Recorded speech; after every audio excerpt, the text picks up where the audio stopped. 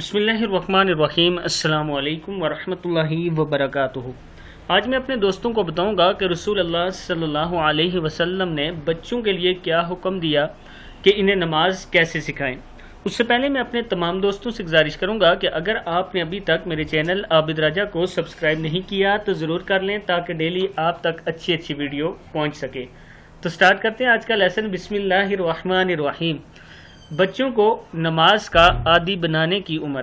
رسول اللہ صلی اللہ علیہ وسلم نے ارشاد فرمایا، جب تمہارے بچے 7 سال کی عمر کو پہنچ جائیں تو انہیں نماز کا حکم کرتے رہو، اور جب وہ 10 سال کی عمر کو پہنچ جائیں تو انہیں نماز چھوڑنے کی وجہ سے سزا دو۔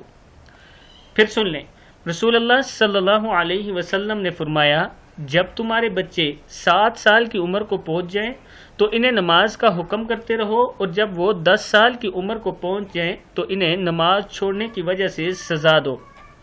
کتاب کا حوالہ نیچے یہ موجود ہے۔ اب دوستو، رسول اللہ صلی اللہ علیہ وسلم نے باقی تمام حدیث میں بچوں کے ساتھ شفقت سے پیش آنے کا حکم دیا ہے، بچوں کے ساتھ نرمی کا حکم دیا ہے، لیکن نماز کی اہمیت کو سمجھیے کہ یہاں پر رسول اللہ صلی اللہ علیہ وسلم نماز کی وجہ سے نماز کی اہمیت آپ دوستوں کو بتا رہے ہیں کہ اتنی ہے کہ اگر آپ کا بچہ 10 سال کا ہو گیا ہو اور وہ نماز نہ پڑھتا ہو تو اسے سزا دو، لیکن ضروری یہ ہے کہ 7 سال سے اس کی تربیت پہلے کریں۔ اگر تربیت نہیں کی ہوئی اور 10 سال کی عمر میں آپ کو یاد آئی اور اس کو پیٹنا شروع کر دیا، یہ ہرگز غلط ہے۔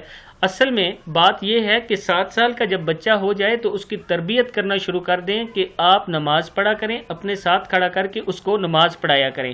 ہاں، پھر اگر اس کی تربیت 3 سال ہو چکی اور وہ پھر نماز نہیں پڑھتا تو اس کے بعد اگلے 10 سال کا جب وہ ہو جائے، مطلب 10 سال کی عمر ہے، تو پھر دوسرے حدیث کے دوسرے حصے پر آپ نے عمل کرنا ہے۔ ایسا نہیں کہ پہلے حصے کو چھوڑ کے دوسرے پر آپ پہلے عمل کر دیں۔